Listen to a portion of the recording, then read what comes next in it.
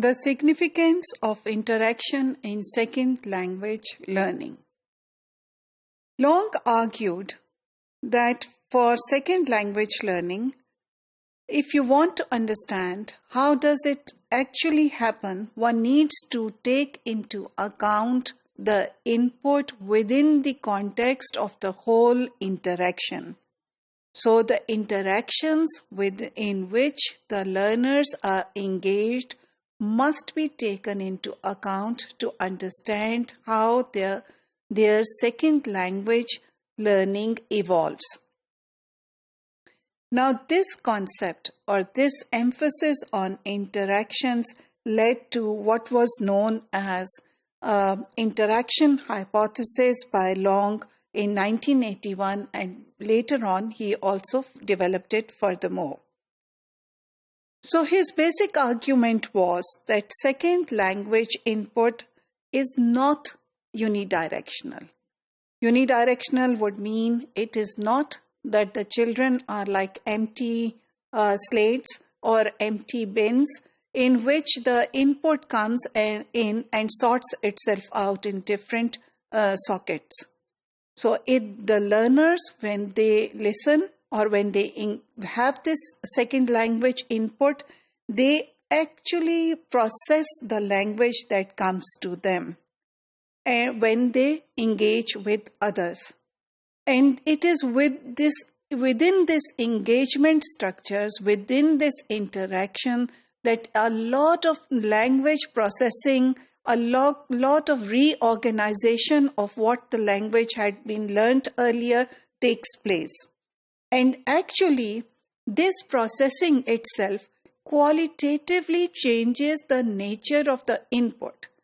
So the input, when it is processed, it is changed in nature, it changes in nature. It is not just like we teach them, for instance, grammatical structures or anything, and they simply learn it as it is.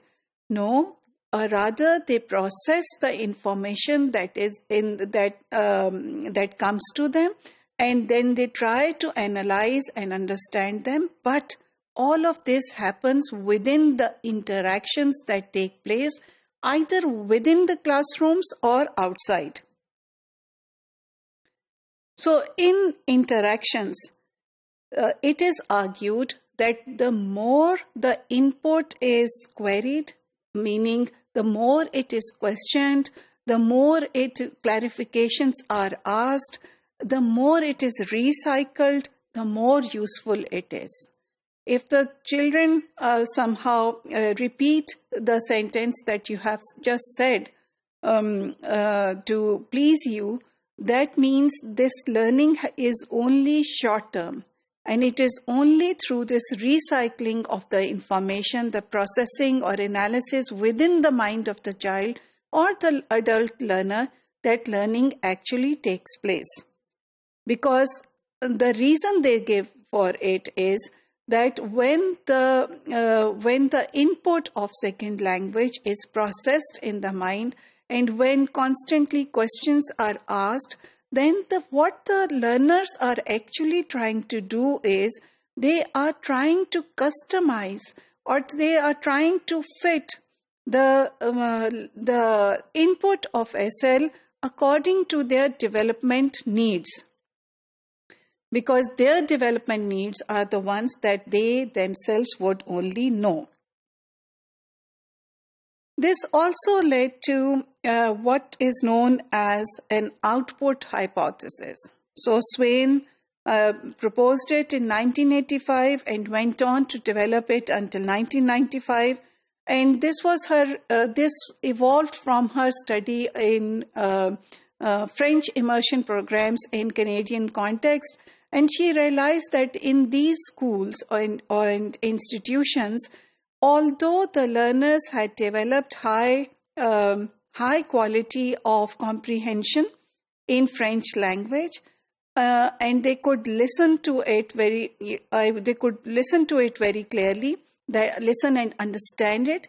Yet when it came to the production of the language, the use of French, actually, they were not very proficient. So there was a difference in the input and the output. And the reason she said was that there were lesser chances for the learners to actually use that French language. So Swain's output hypothesis would mean that SL production or second language production is very important for full processing of second language. So it is when the learners are actually using the second language that they thoroughly process it. They choose between the syntax, they choose between the words, they choose between the grammatical structures because they're forced to make choices and put them out. And through negotiations and through the feedback or input that comes to them, they are able to reorganize them later. So she argued that it is not the input, rather it is the output, that is the production of the language or second language, that allows the learner to actually learn a language.